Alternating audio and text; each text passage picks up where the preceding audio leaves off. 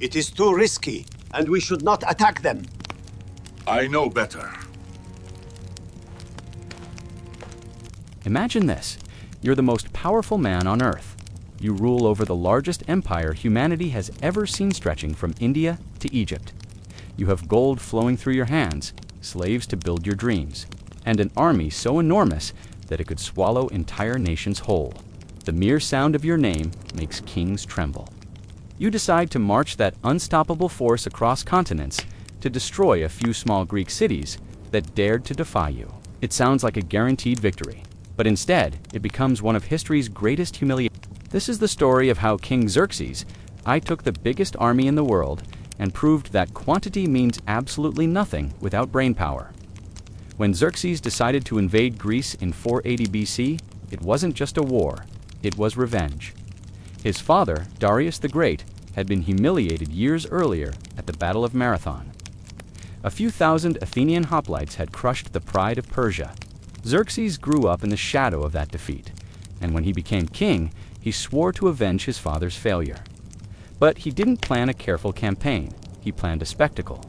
He wanted to show the world the full strength of Persia, and so he gathered the largest army the ancient world had ever seen. Historians still argue about the numbers, but even the most conservative estimates place it in the hundreds of thousands. Some ancient accounts claim over 2 million men. Picture that an army so massive it would have taken days for it to pass a single point on the road. It was a sea of soldiers, horses, wagons, servants, cooks, engineers, and slaves. It wasn't just an army, it was an entire moving civilization. But that's where Xerxes made his first fatal mistake. He believed that sheer numbers would guarantee victory. He didn't consider how hard it would be to feed, supply, and move such a colossal force. In theory, it looked like power. In reality, it was chaos waiting to happen.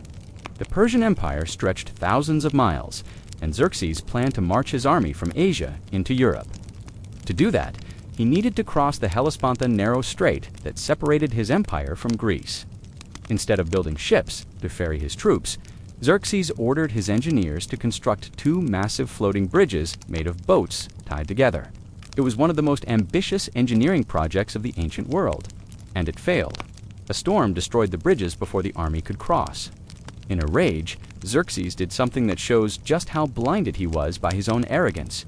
He ordered his soldiers to whip the sea 300 times as punishment. He had his men throw chains into the waves as if he could enslave the ocean itself. Then he executed the engineers responsible for the bridges. This wasn't strategy. It was ego dressed up as divine authority. He genuinely believed the world should obey him, and when it didn't, he lashed out like a spoiled child. When the bridges were rebuilt, the army finally began its march. The sheer scale of it was breathtaking. Greek spies reported that it took 7 full days and nights for the last troops to cross into Europe. But with size came a problem that Xerxes had not planned for: logistics. The army consumed everything in its path. Villages and towns were stripped bare of food. Streams ran dry from the men and animals drinking from them. Local populations were left starving just to feed the Persian machine. As the army advanced deeper into Greece, its own size became its enemy. Even the soldiers began to suffer. Imagine walking for weeks, surrounded by endless crowds of men and animals, with limited food and water. The heat of the sun, the dust, and the exhaustion were unbearable. Many soldiers never even made it to the battlefield. They died on the road, starved, sick, or trampled in the chaos. But Xerxes didn't care.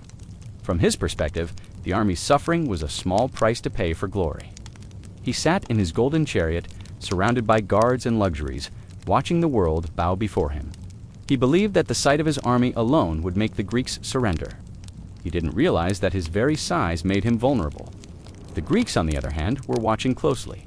They were divided, suspicious of each other, and terrified, but they were also clever. They understood that Xerxes' army, for all its numbers, was slow and disorganized. They planned to fight not on Persian terms, but on terrain that favored smaller, more agile forces. At the pass of Thermopylae, this strategy would be put to the test. But before that, Xerxes' mistakes had already begun to show. His fleet, following along the coast to support the army, was struck by violent storms that destroyed hundreds of ships. Supplies meant for the soldiers sank into the sea. Nature itself seemed to be mocking Xerxes' arrogance, and still he pressed on. The king who had whipped the ocean believed that no force, human or divine, could stop him. He demanded that cities surrender without a fight. Some did, terrified by his power. Others refused. Among those who stood against him were the Spartans, led by King Leonidas and the Athenians, who abandoned their city rather than bow. Xerxes saw their defiance as insolence. He thought of them as ants standing in the way of a mountain. But what he didn't understand was that the Greeks were fighting for something he could never comprehend: freedom. The Persians were fighting because they were ordered to. The Greeks were fighting because they chose to. That difference, though invisible to Xerxes, would prove fatal. The deeper the Persian army moved into Greece, the harder it became to control. Supplies ran short. Roads turned to mud. Communication between divisions was almost impossible. The empire's massive diversity, once its strength now, became a weakness. Soldiers spoke dozens of different languages. Commanders argued.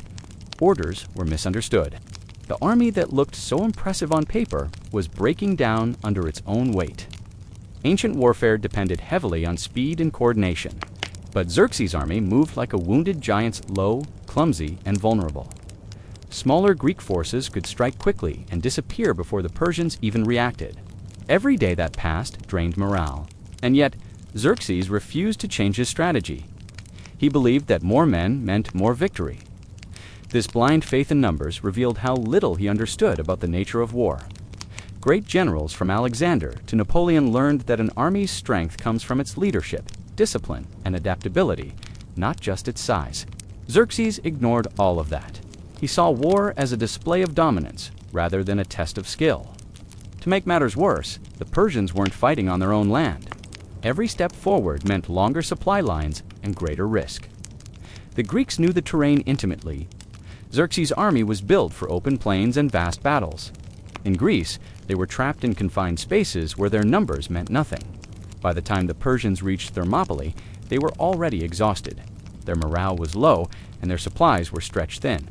Yet Xerxes was convinced that his divine authority would crush all resistance. He didn't see that his greatest strength, his massive army, had become his greatest liability. What happened next would become one of the most famous last stands in history, a battle that revealed just how fragile Xerxes' grand army really was. But even before the clash at Thermopylae, his failure was already written in the sands of the Hellespont.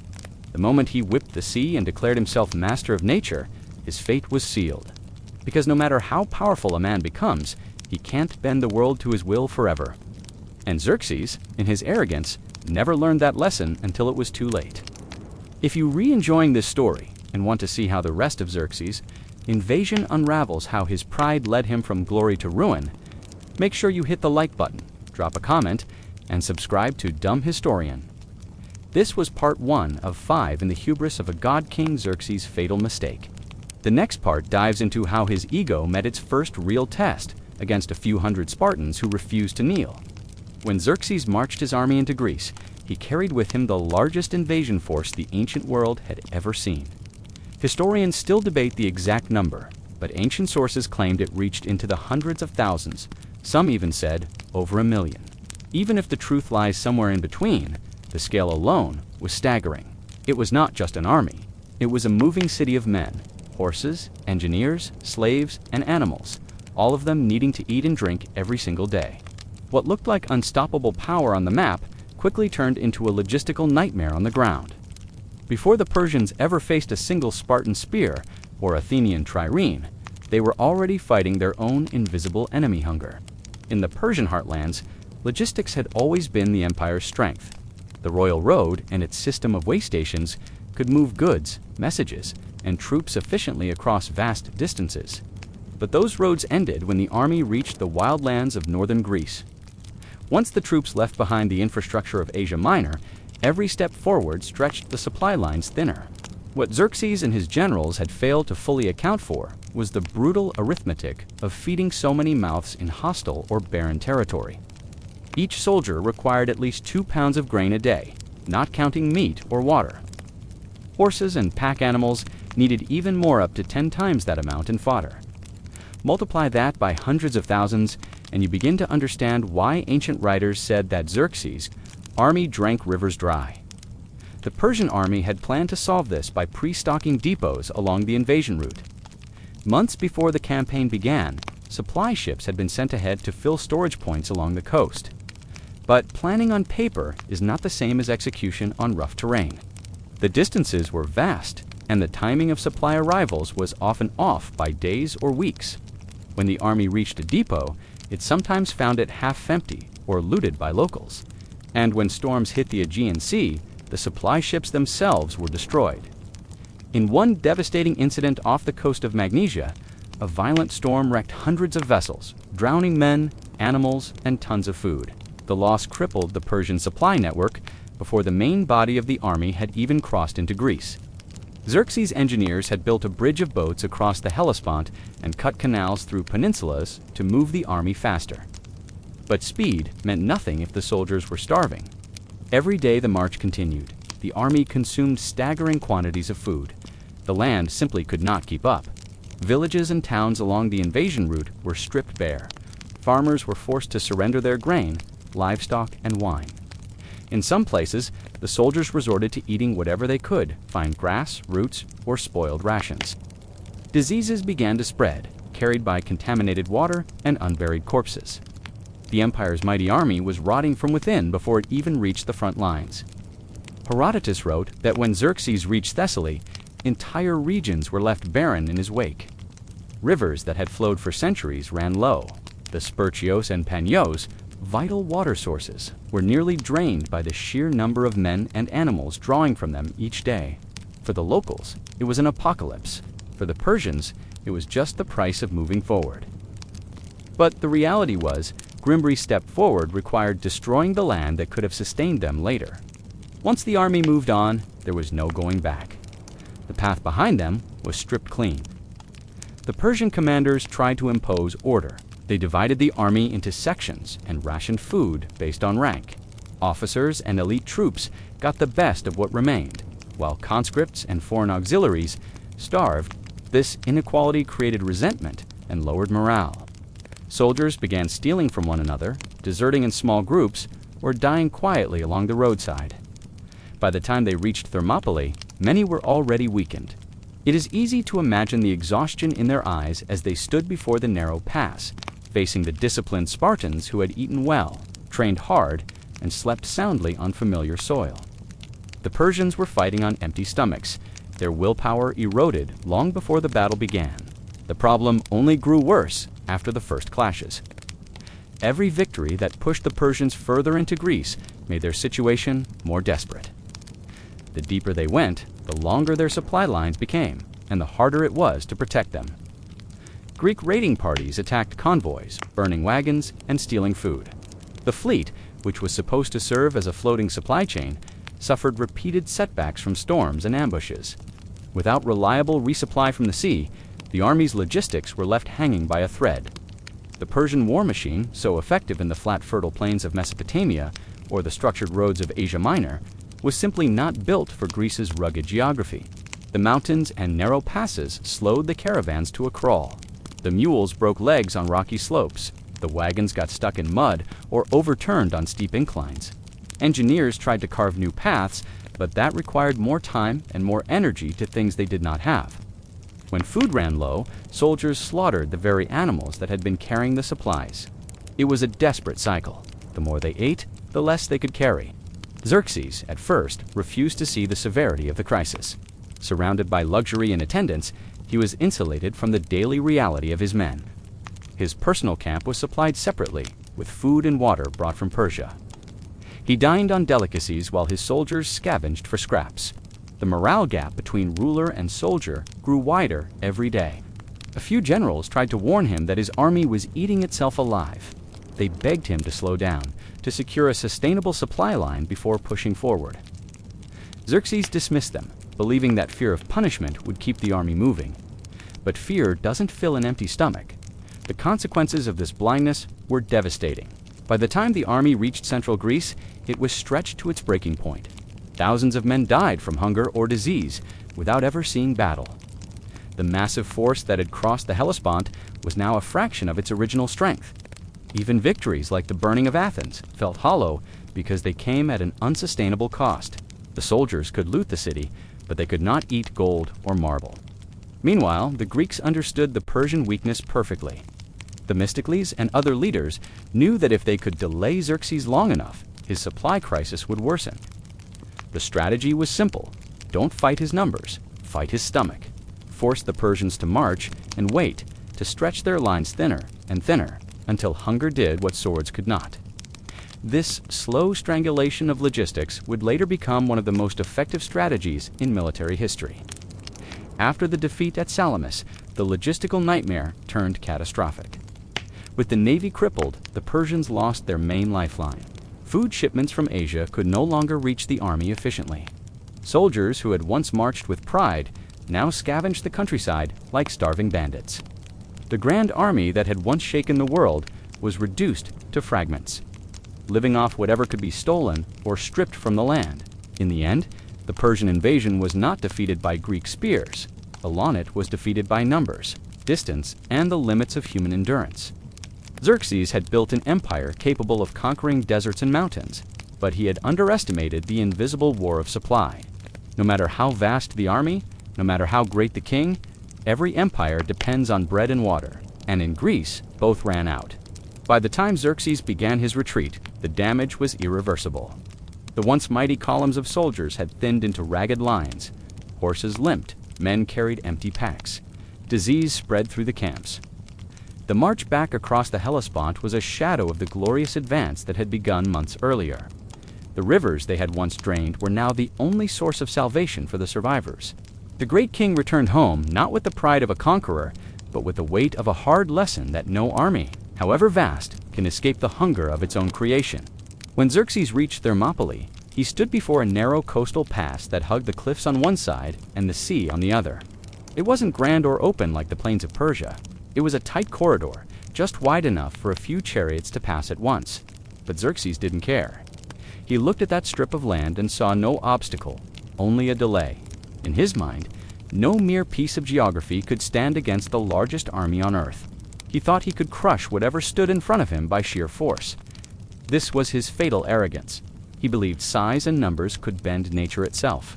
The Greeks, however, saw Thermopylae differently. To them, it was the perfect trap. King Leonidas of Sparta and his small coalition of Greek forces knew they could never match Xerxes' army in open battle. So, they chose a battlefield that erased the Persian advantage. The narrow pass meant that only a few soldiers could fight at once. It didn't matter if Xerxes had 100,000 men or 1,000,000, they couldn't.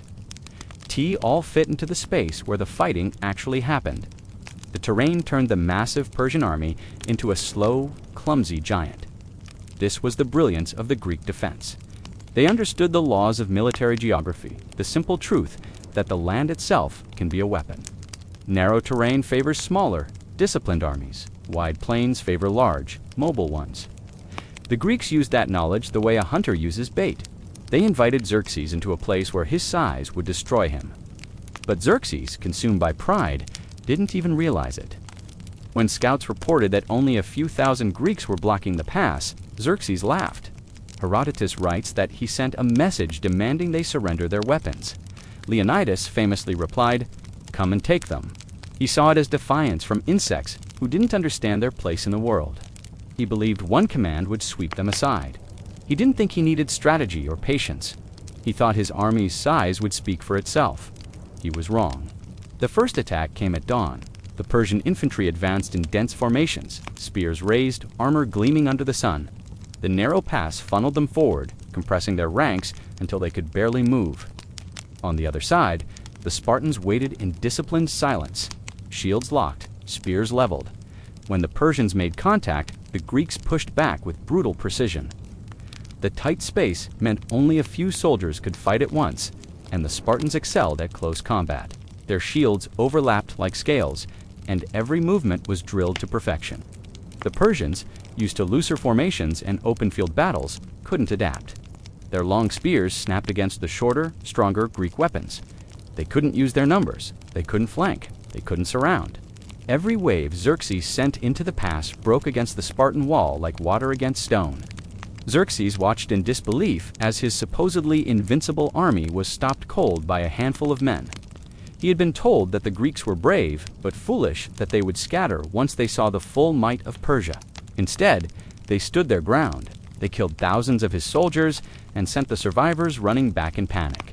It wasn't just a military defeat, it was a psychological one. The God King had met mortals who didn't fear him. The next day, Xerxes ordered another attack. This time, he sent in his elite troops, the Immortals, 10,000 hand-picked warriors who formed the core of his army. They were well-trained, disciplined, and proud of their reputation, but even they couldn't break through. The Spartans rotated their front line, keeping fresh soldiers in the fight at all times. They used the terrain like a weapon, forcing the Immortals into a bottleneck where their numbers meant nothing. The Persians were trapped in a killing zone. Every attempt Xerxes made ended the same way, with his men dying in heaps at the mouth of the pass.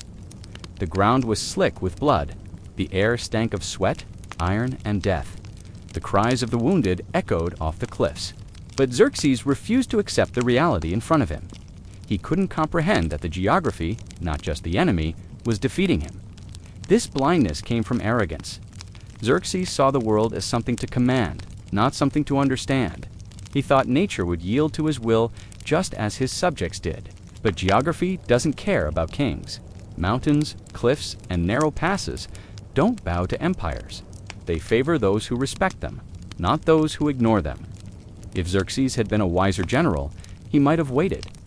He could have sent ships around to outflank the Greeks, or used his overwhelming cavalry elsewhere to draw them out. But he didn't want to wait. He wanted spectacle. He wanted to crush Leonidas publicly, to prove that resistance to Persia was hopeless. Every hour of delay wounded his pride.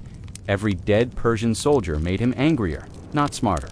And so he kept throwing men into the pass, day after day, expecting brute force to solve what only strategy could. His impatience turned a difficult situation into a disaster. For the Greeks, each failed attack boosted morale. For the Persians, it drained theirs. The God King's aura of invincibility was cracking.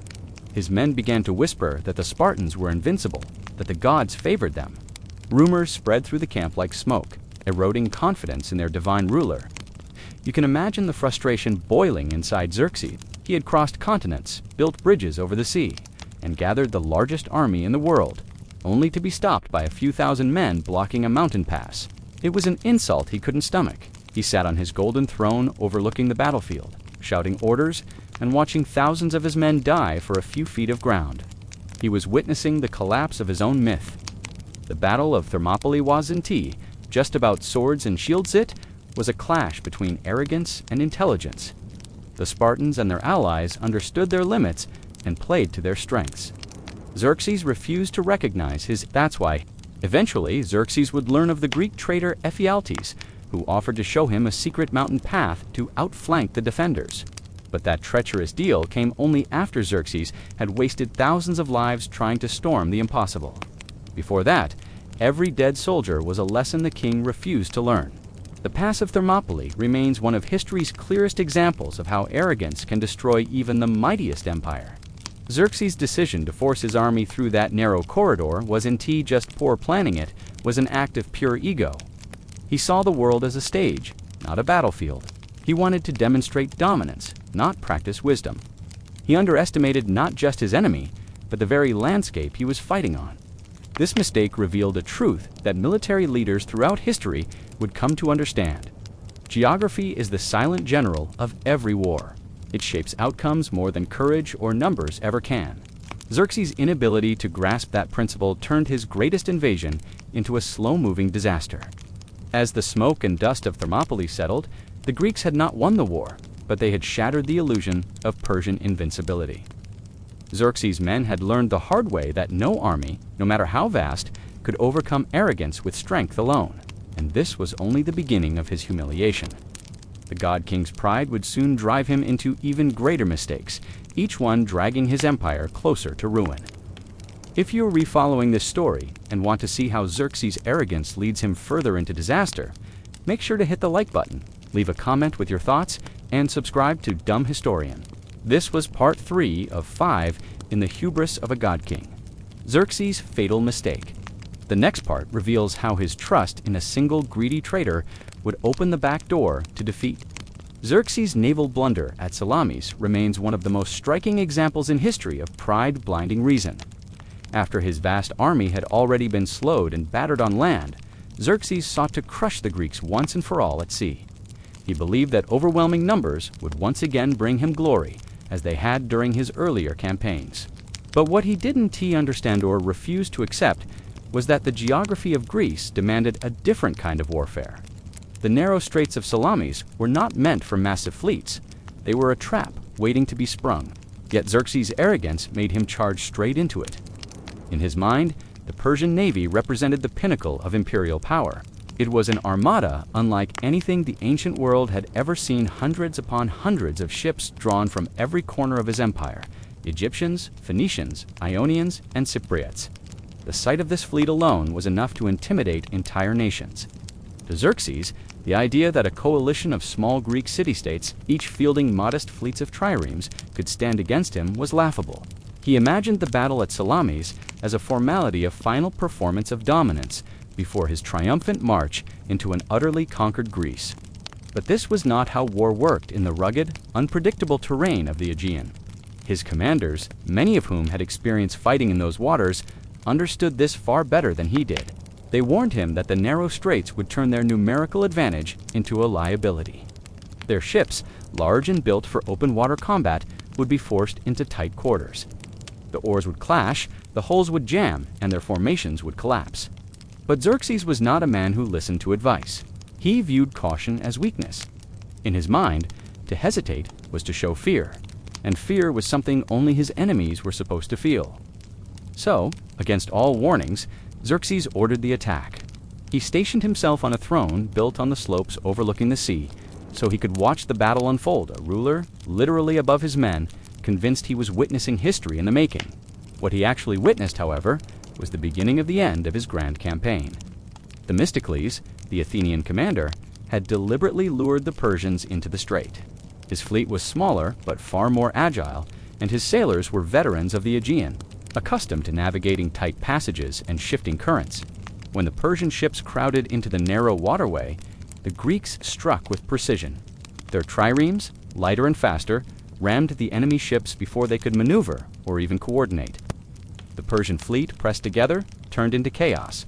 Imagine the scene from above, the straits packed so tightly that ships collided even before they could raise their oars. Commanders shouted conflicting orders. Oars snapped. Soldiers fell into the sea, crushed between hulls or drowned under their own sinking vessels. The Persian fleet was so large that those behind continued pushing forward, unaware that the battle line ahead was already collapsing. It was not a fight, it was a slow, spiraling disaster, each minute worse than the last. Meanwhile, the Greek triremes moved with almost surgical precision. They darted in, struck, and pulled back before the Persians could react. Themistocles had anticipated every move, even using deceptive messages to lure Xerxes into thinking the Greeks were retreating. In reality, he had drawn him into the perfect killing ground. Every advantage the Persians thought they had, numbers, power, intimidation, was turned against them in that confined space. As the sun rose higher, the Aegean waters turned red with debris and bodies. Ships burned, and men screamed for rescue that would never come. From his hilltop throne, Xerxes could do nothing but watch his empire's pride sink before his eyes. The fleet he believed would bring him immortality was reduced to wreckage within a few hours. The very sea he had once tried to punish with chains during his bridge building at the Hellespont now punished him back mercilessly and poetically. The defeat at Salamis did more than destroy a fleet. It broke the logistical backbone of Xerxes' entire campaign. His army, still stationed in Greece, relied heavily on naval support for supplies and communication. Once his ships were gone, his massive land forces became isolated and vulnerable. The same problem that had haunted him since crossing into Europe, feeding and maintaining an army of such scale, became impossible to solve. The Greeks, sensing his weakness, began pressing their advantage, cutting off his lines and harassing his forces wherever they could. In the days that followed, Xerxes' confidence collapsed as quickly as his fleet. The king, who had marched into Greece with the air of a god, now faced the humiliating reality of defeat. His navy, once a symbol of the Persian Empire's reach, was scattered and broken. His men, once filled with pride and purpose, were now demoralized and hungry. The dream of subjugating Greece had turned into a nightmare of retreat. Xerxes' greatest mistake at Salamis was not tactical, it was psychological. He could not accept that the Greeks were not fighting for conquest or plunder, but for survival. To the Persians, victory was a display of might. To the Greeks, it was a matter of existence. That difference in motivation shaped everything. When faced with a desperate, determined enemy fighting on home ground, no amount of ships or soldiers could compensate for poor strategy. Themistocles understood this dynamic perfectly. He knew that Xerxes' pride would make him predictable, that he would choose a grand, decisive confrontation over patience or caution. The Greek commander used that pride like a weapon. Every decision, every message, every feigned retreat was designed to feed Xerxes' ego until he walked straight into the trap. And when he did, it was not the Greeks' numbers or weapons that defeated him. It was his own arrogance. In the aftermath, the Persian fleet's destruction had ripple effects far beyond the Aegean. Without control of the sea, Xerxes could not sustain his invasion. His retreat back to Asia was not just a strategic withdrawal, it was an admission of failure. The once invincible king had underestimated a smaller, more disciplined enemy and paid the price. Even his remaining generals saw the truth. The empire's power had limits. The Battle of Salamis became a lesson that empires would study for centuries. It proved that superior numbers and wealth could not always overcome intelligence, discipline, and familiarity with terrain. More importantly, it exposed the danger of hubris, the same flaw that had led so many great leaders to ruin. Xerxes' defeat was not a matter of fate or divine intervention. It was the predictable result of a ruler who refused to listen, who mistook fearlessness for wisdom, and who believed that might alone could bend reality to his will. In that narrow strait, the Persian Empire's illusion of invincibility shattered. What remained was a humbled king, a broken fleet, and a warning echoing through time that even the most powerful ruler can drown in his own pride. By the time Xerxes fled back to Asia, the grand invasion that once promised glory had turned into a slow, bleeding disaster. The war that began as a march of triumph ended as a retreat of exhaustion. Xerxes had entered Greece with the largest army and navy the ancient world had ever seen. He left it shattered, scattered, and starving. His dream of conquering Europe had died not because his army lacked strength, but because it lacked purpose. The Persians fought for their king's ego. The Greeks fought for their freedom, and in the end, willpower, not numbers, decided the war. Every empire has limits, and Xerxes refused to see his. He believed the Persian treasury was endless, that his armies were infinite, that the world would bow if he only demanded it loudly enough. But his campaign against Greece proved that even the richest empire can break when it fights for the wrong reasons. He waged a war of pride, not necessity, and that pride devoured his resources faster than any enemy ever could. When Xerxes returned home after Salamis, the Persian heartland was not celebrating. The empire had lost hundreds of thousands of men. The treasury had been drained by years of preparation and the logistics of supporting such a vast army. The bridges across the Hellespont, the massive fleet, the endless caravans of food and supplies, all of it had cost a fortune. And for what? Greece remained free. Athens, though burned to the ground, would rise again. Sparta's legend grew immortal. The only thing Xerxes brought back from Greece was shame. In war, logistics are often invisible, but always decisive. Xerxes ignored them from the start. His army was too large for the land it marched through. Every town and village along the way had to feed a force that consumed, like locusts, animals, crops, water. Everything vanished as the Persian horde passed. Soldiers went hungry. Horses died of exhaustion. Men deserted or fell sick. The empire's wealth could build bridges and roads, but it couldn't create more food out of thin air. Even the victories, he claimed, cost more than they were worth. At Thermopylae, he lost thousands of his best soldiers just to kill a few hundred Spartans. At Salamis, his navy, the pride of the empire, was annihilated in a single day. His so-called triumphs were built on blood and illusion. He mistook persistence for progress. He could understand that no empire can win when its goals are fueled by ego instead of necessity. What made it worse was his complete refusal to adapt. Every time the Greeks outmaneuvered him, Xerxes responded not with strategy, but with rage. He punished the sea, executed engineers, and blamed his generals. He couldn't accept that the problem was him. Great leaders learned from defeat. Xerxes buried his underpride. The Greeks, on the other hand, did everything Xerxes couldn't. They adapted, they coordinated, they understood that they didn't need to match the Persians, man for man. They only needed to outthink them. Themistocles lured the Persian fleet into narrow waters, where its size became useless. Leonidas chose a pass where his small army could hold out against impossible odds. Every move they made turned Persia's strengths into weaknesses. It was more than a clash of armies, it was a clash of mindsets. Xerxes fought as if the world would bend to his will. The Greeks fought as if every inch of land mattered. Xerxes measured success in territory and numbers. The Greeks measured it in survival, and survival for them was everything. They were defending their homes, their cities, their families, their way of life. You can't buy that kind of motivation with gold or fear. In the end, the Persians lost not just a war, but a lesson in what makes an empire strong. They learned that fear has limits. Soldiers who fight only because they're ordered to will eventually falter. But those who fight because they believe in something greater than themselves will endure, no matter the odds. The Persians had armor, arrows, and endless troops. The Greeks had willpower, knowledge of their land, and unity under pressure. The results spoke for themselves. After Salamis, Xerxes left his trusted general Mardonius behind with a smaller army to continue the fight. Xerxes himself returned to Persia, too proud to admit defeat, but too shaken to continue. Mardonius tried to salvage what was left, but a year later, at the Battle of Plataea, the Greeks crushed what remained of the Persian invasion. The Great Campaign ended not with a decisive Persian victory, but with a slow collapse. When news of the final defeat reached Xerxes, he didn't respond with fury or vengeance. He retreated into isolation. He turned his attention to palace building and luxury. He surrounded himself with flatterers who told him what he wanted to hear. The once mighty conqueror who had whipped the sea now hid from the truth. His empire still stretched far and wide, but its aura of invincibility was gone.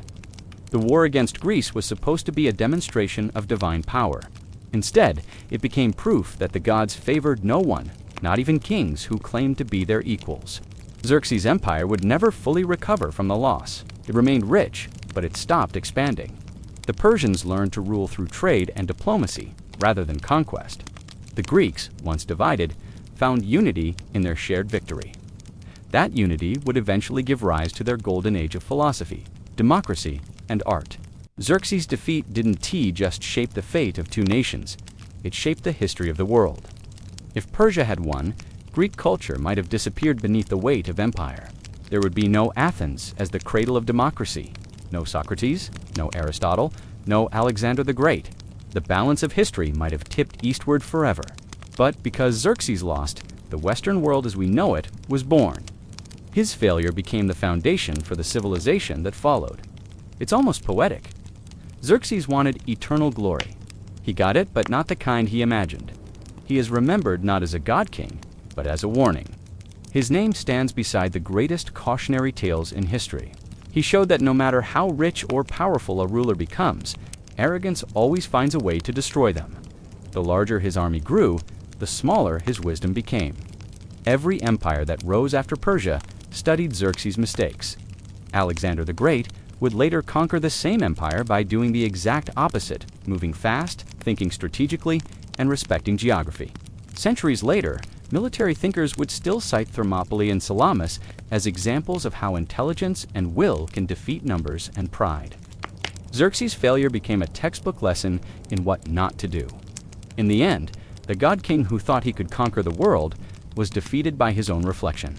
His campaign revealed a simple truth that echoes through every age.